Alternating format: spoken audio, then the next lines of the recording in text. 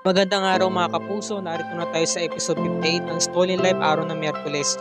Nagbigay na nga ng update ang mga pulis at sinabi nga nila na wala daw talaga, hindi raw nila nahanap yung mga kidnappers. Kaya naman sabi ni Darius, kung maaari magkaroon na lamang ng chaperon ng mga pulis itong si Cheska para mapangalagaan ang kanyang kaligtasan.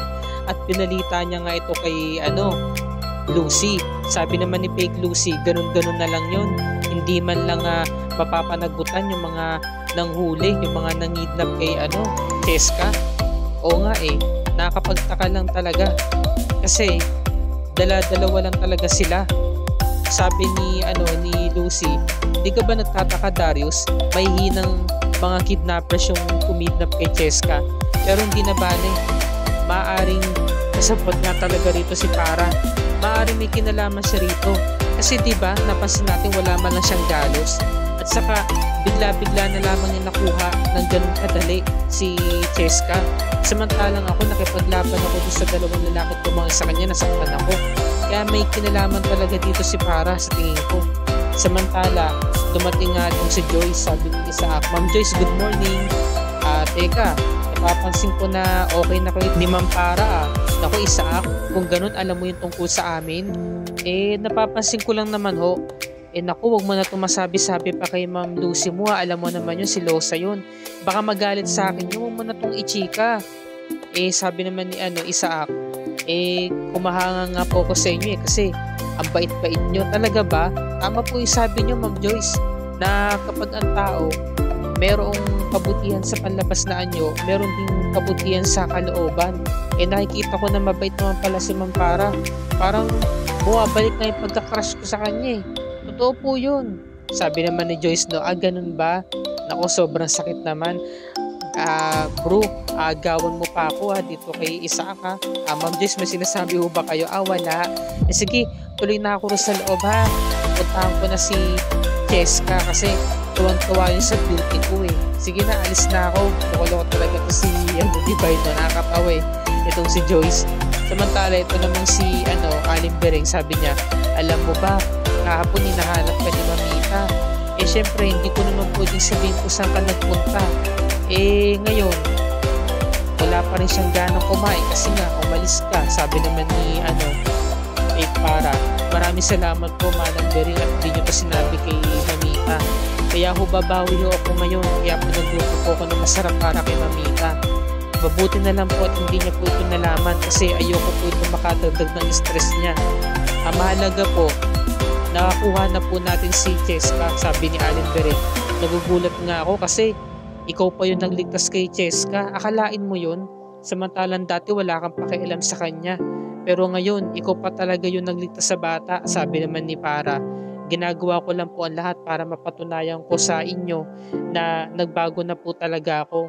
Ngayon, eto na.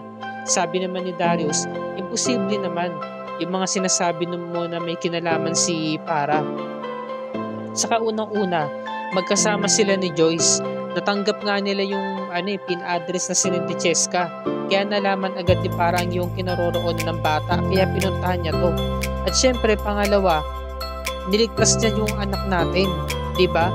At kung meron mang magdidiin dito kay Para, mukha siyang pera, mahilig siya sa pera. Kaya kung tutuusin, kukunin niya sana yung 5 milyon. Pero anong ginawa niya? Niligtas pa rin niya si Cheska, diba? Sabi naman ni Lucy. O di siya ng mabait. Love, hindi naman gano'n ang ibig kong sabihin.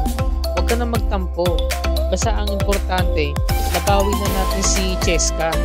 Ngayon, kinabukasan, pinuntahan na nga ni Lucy yung nanay niya. Nay, abay mala, bukas na bukas ka ngayon. Hindi ka nga nagkukulog sa bahay buong araw. Paano ba naman?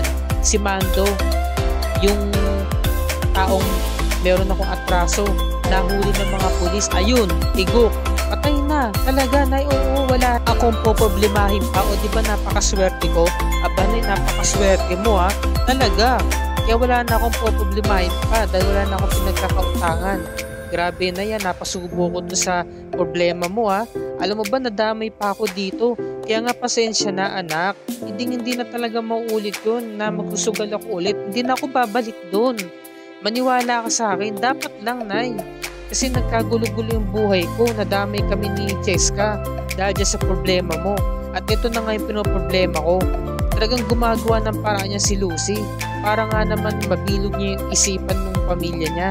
At gustong gusto na siya ngayon ni Cheska. Saka itong si Darius lumalambot na.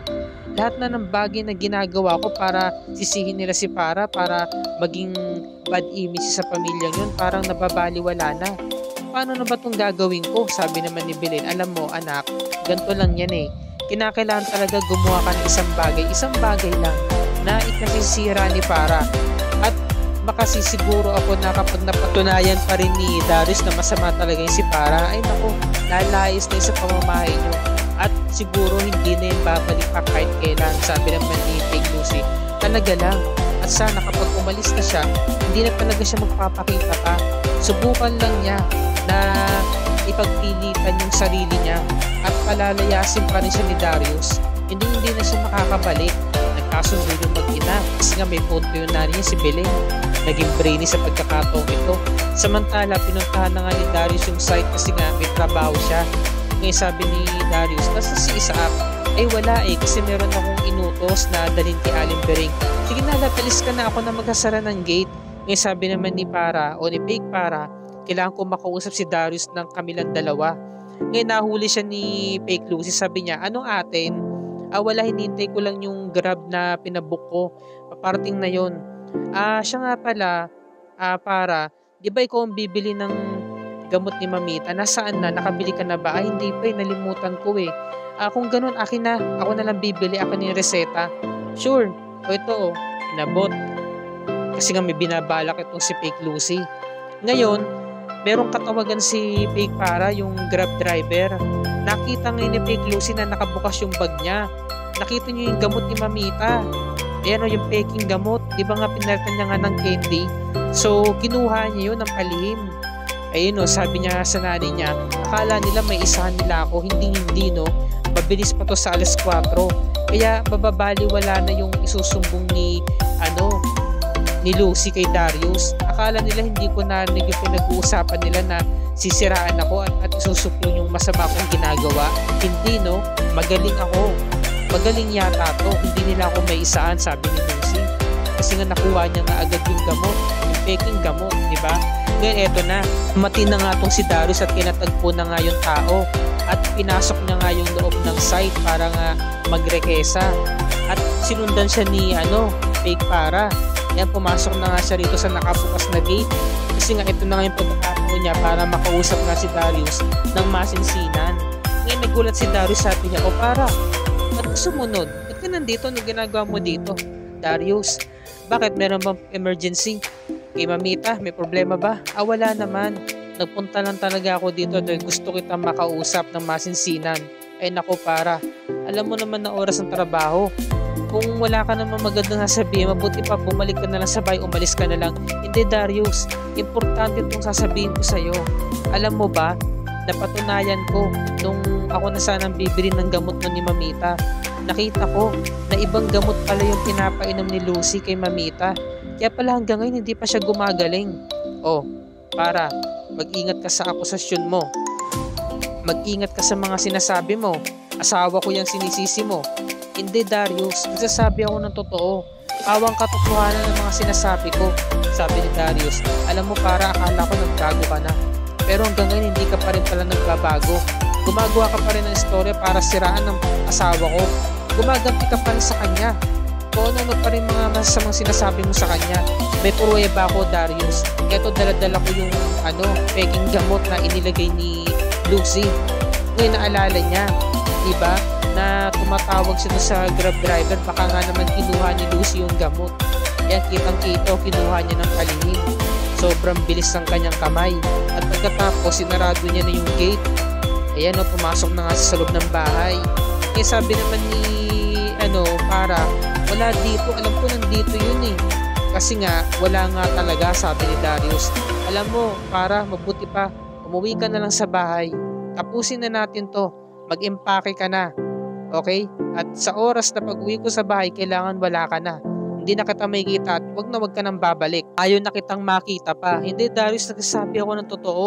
Candy ang nilagay doon ni Lucy. Kaya magpasa hanggang ngayon hindi pa rin gumagaling si Mamita. Sabi naman ni Belen, alam mo anak, napakagaling mo ha. Ang bilis-bilis ng kamay mo, akalain mo nagawa mo pa yon. Talaga lang nay, talaga mababaw na sa ebidensya yung mga pinagagawa niya ni Lucy. Wala na siyang matibay na pruweba laban sa akin.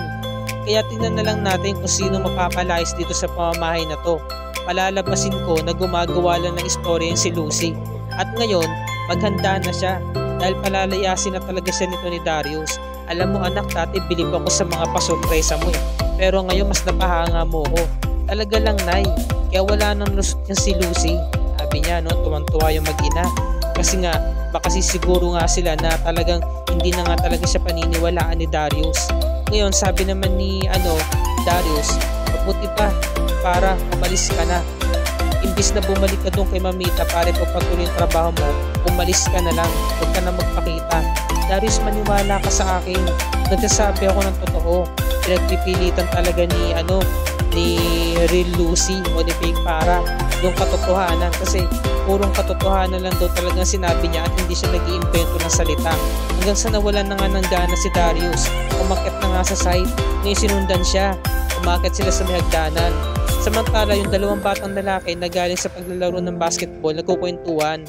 Napansin nila na medyo nakausli yung gate, nakabukas. Napagtripan ng isang batang lalaki na sarhan sila. Sabi naman ng isang batang lalaki na mabait, may tao dyan, huwag mong isarado. Makakandado sila. Teka lang ako, bahala. Hayaan mo na.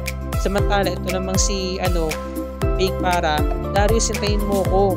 Makinig ka muna sa akin. Hindi ka ba nagtataka hanggang hindi pa rin gumagaling si Mamita? Ako na mismo nagsasabi na totoo dahil ako nakakaalam. Ako nag-aalaga kay Mamita.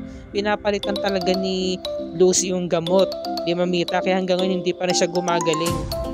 Ngayon sabi ni Darius, wala na akong panahon sa'yo para oras ko ng trabaho ko, huwag mo akong istorbohin. Kaya paghawak ni Fake Para sa braso ni Darius, nakuryente ito. Bakit? Kami ganun. Ano ibig sabihin nito? Yan, yung kamay mo. Bakit mo nilalamukos? Ginagaya mo si Lucy? Sabi naman ni Fake Para, hindi ko siya ginagaya Darius kasi ganito lang talaga ako. Ganito talaga ako. Sabi ni Darius, ganyan ka talaga. Paano? Dahil ikaw si Lucy. Sabi naman ni Fake Para, kung ganun Darius, naniniwala ka na sa mga sinabi ko sa'yo noon? Alam mo na ako itong si Lucy. At dito na po nagtatapos ang review ni Rica para sa araw na po mga kapuso. Kung bago ka pa lamang sa aking channel, kung maaari makahingi ako sa iyo na subscribe at i-click mo na rin ang bell icon para lagi ka updated sa mga episodes ng Stolen Life and other GMA shows tulad nito. Maraming salamat po sa inyong panonood mga kapuso and God bless us all.